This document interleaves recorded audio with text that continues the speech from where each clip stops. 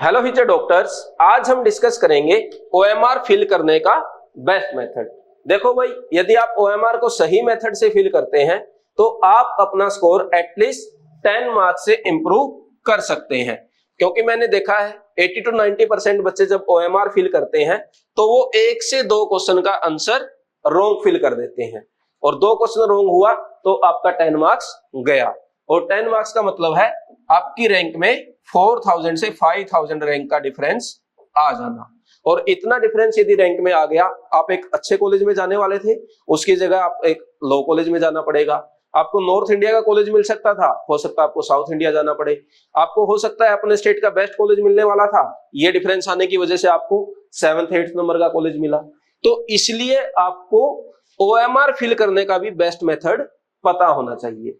तो इस वीडियो में मैं आपके साथ 4 मेथड शेयर करूंगा, इनमें से आपको जो भी सही सुटेबल लगे उसको आप फॉलो कर सकते हैं। इसके अलावा ओएमआर को फास्ट कैसे फिलअप करते हैं, क्विकली कैसे फिलअप करते हैं, वो भी मैं आपको बताऊंगा। क्योंकि ओएमआर फिल करने में आपको कम से कम 20 to 25 मिनट लगेंगे। तो इसमें आप 2 से 3 मिनट कैसे बचा सकते हैं वो भी मैं आपको बताने वाला हूं, ठीक है। इसके अलावा बच्चों के डाउट होते हैं, जैसे सर ये जो सर्कल होता है, हमारा क्वेश्चन जब मैं फिल कर रहा था तो ये थोड़ा बाहर चला गया, तो क्या मेरे मार्क्स कट जाएंगे, क्या नेगेटिव तो नहीं होगा?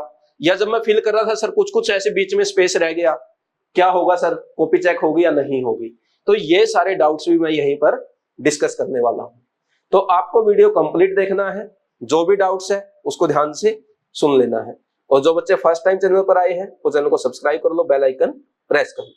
अब हम स्टार्ट करते हैं बेस्ट मेथड। तो सबसे पहला पॉइंट, ये एक स्टार पॉइंट है, इसकी वजह से ही बच्चों से गलतियां होती हैं। देखो होता क्या है, जैसे मान लीजिए आपने क्वेश्चन 51 किया, 52 किया, 53 किया, 54 किया, 55 नहीं किया और 56 किया। अब 56 का आंसर आ गया सी। लेकिन आप जब फ्लो में भरते जा रहे थे तो आप ओएमआर में गए, ओएमआर में जाके क्या कर दिया, 55 में आपने सी फिलअप कर दिया। क्यों? क्योंकि इससे पहले आपने 54 में किया था। तो यहां पे ध्यान देना आपको, जब आप यहां से ये सी देख के जा रहे हैं ना, और जब आप फिल करने वाले हैं, आपकी नजरें देख लिया सी आंसर आ गया, अब आपकी नजरें ओएमआर पर है। तो ओएमआर पे जब आप भरने वाले हैं तो उसी टाइम एक नजर आपको अपने पेपर पे लेके आनी है कि भाई ये जो सी आंसर है ना, ये किसका है, 55 का है या 56 का है। नहीं तो आप फॉलो में क्या कर देंगे, 55 का ही फिलअप कर देंगे। और जब आप ओएमआर पे नजर ले जाने के बाद वापस पेपर पे नजर लाएंगे तो आपको ध्यान आ जाएगा ये तो 56 का है। तो वो गलती बच जाएगी जो मैंने अभी बताया था कि 1 से 2 क्वेश्चन के आंसर जो आप रॉन्ग करते हैं या सिली मिस्टेक जिसको आप बोलते हैं, वो इसीलिए होती है। तो आपका सी आंसर आ गया, ओएमआर पे आपकी नजरें गई है, तो ओएमआर से वापस नजरें एक बार क्वेश्चन पेपर पर लानी है।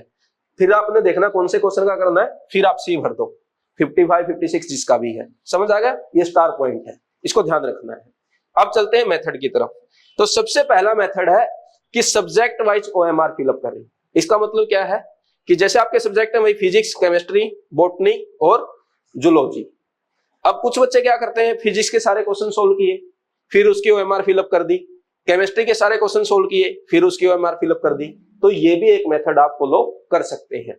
इसका बेनिफिट क्या है, जैसे आपने बॉटनी के सारे क्वेश्चन किए, अब आपके ब्रेन क्या है, थोड़ा बॉटनी की तरफ जा चुका है, वापस अब आप आएंगे तो केमिस्ट्री सोल्व करेंगे।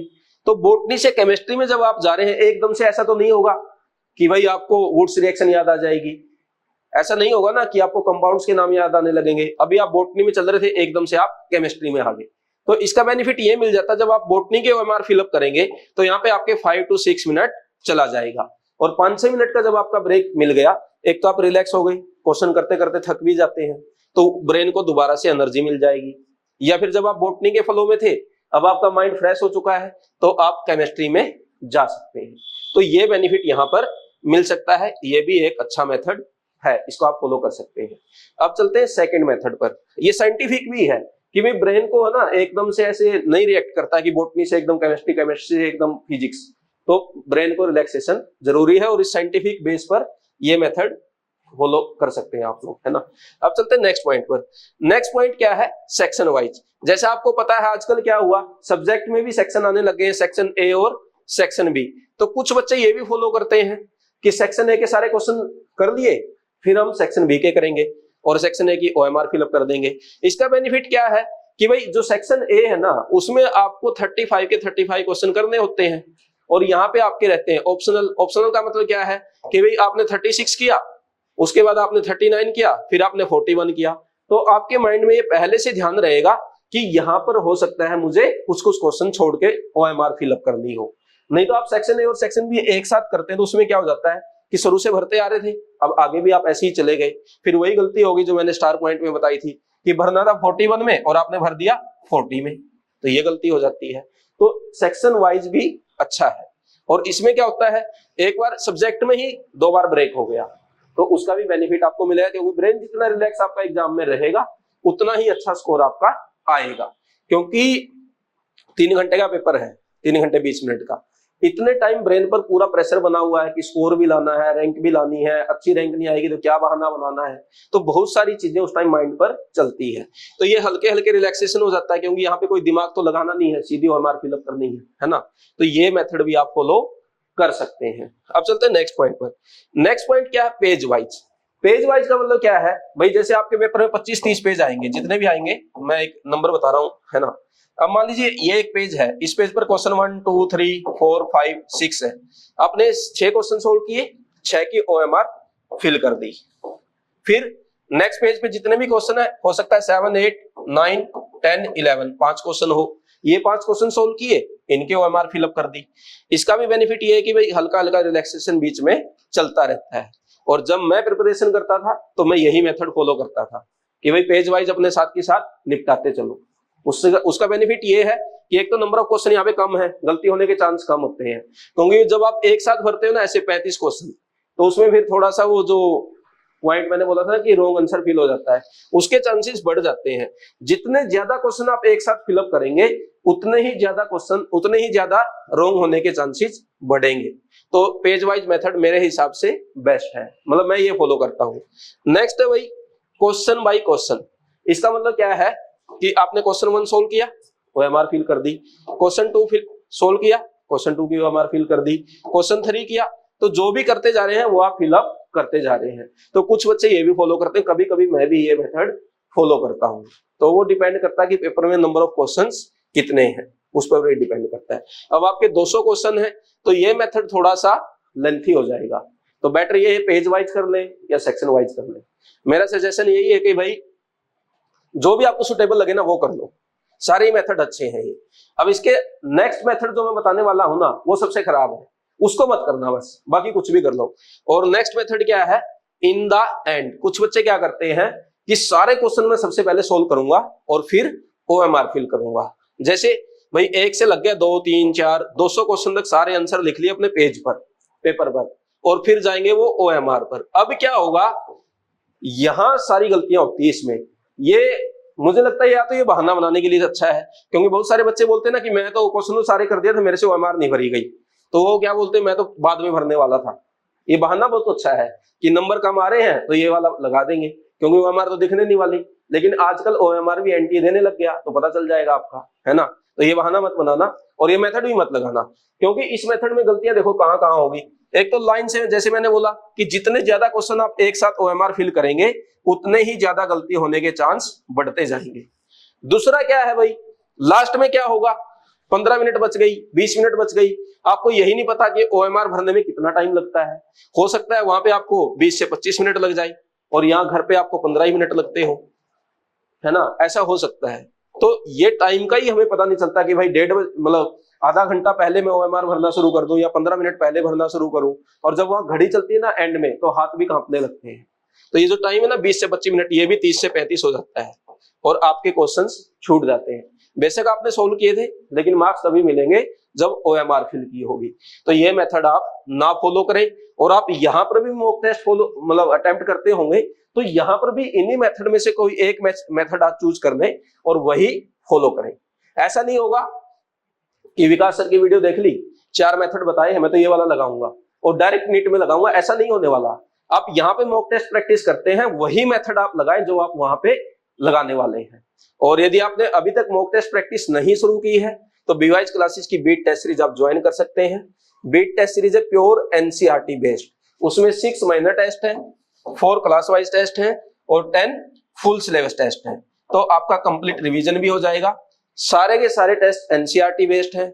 यदि किसी फ्रेंड ने आपके ज्वाइन कर रखी है, आप उनसे पूछ सकते हैं कि टेस्ट का लेवल क्या है, क्या एनसीईआरटी बेस्ड है या नहीं है, या नीट पैटर्न पर है या नहीं है। और बेस्ट क्या है कि भाई इनकी आपको पीडीएफ भी मिलती है, तो आप पीडीएफ भी डाउनलोड करके घर पर प्रिंट करके ऑफलाइन भी टेस्ट आप दे सकते हैं। और इस पर अभी डिस्काउंट भी चल रहा है। बीट टेस्ट सीरीज और पारस दोनों मिलाकर आप 599 में ले सकते हैं। अराउंड 20 टेस्ट इसमें है, 78 के अराउंड पार्स में, टोटल 100 टेस्ट के अराउंड है, और आपको ओनली 600 में मिल रही, मतलब 6 रुपीज पर टेस्ट। तो आई थिंक इससे क्या ही कम होगा, है ना।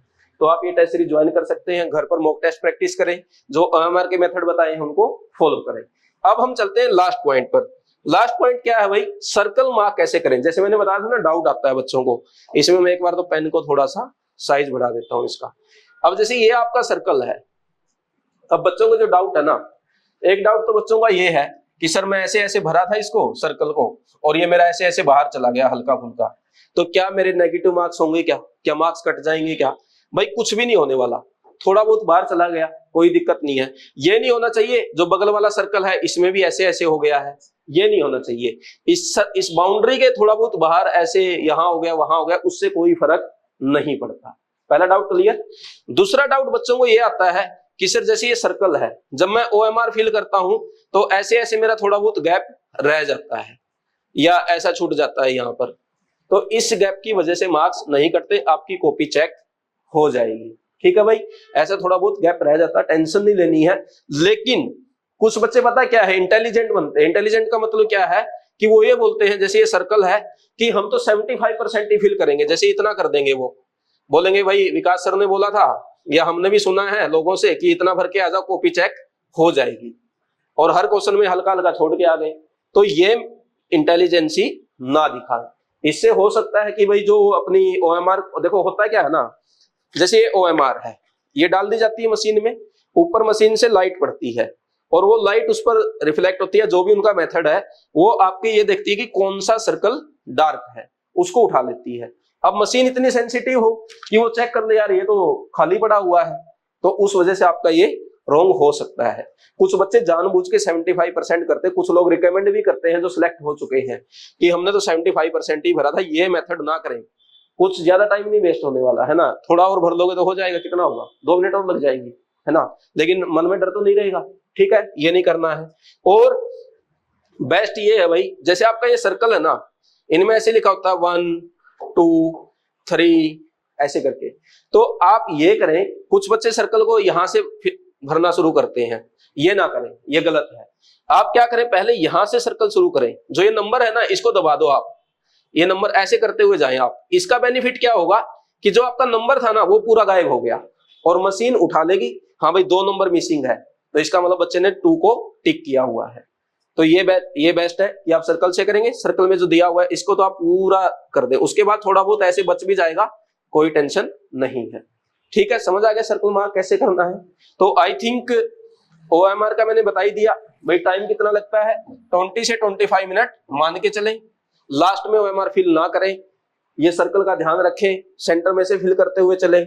ऐसे थोड़ा बहुत बाहर निकल जाता है, कोई टेंशन नहीं लेनी। बहुत बच्चे सोचते हैं मेरा रॉन्ग हो जाएगा, मेरे मार्क्स नहीं आएंगे, मेरी OMR चेक नहीं हुई, कुछ नहीं होने वाला। ठीक है, तो ये मेथड फॉलो करना है, सर्कल से स्टार्ट करना है। और कोई डाउट OMR को लेके है तो आप कमेंट करके पूछ सकते हैं।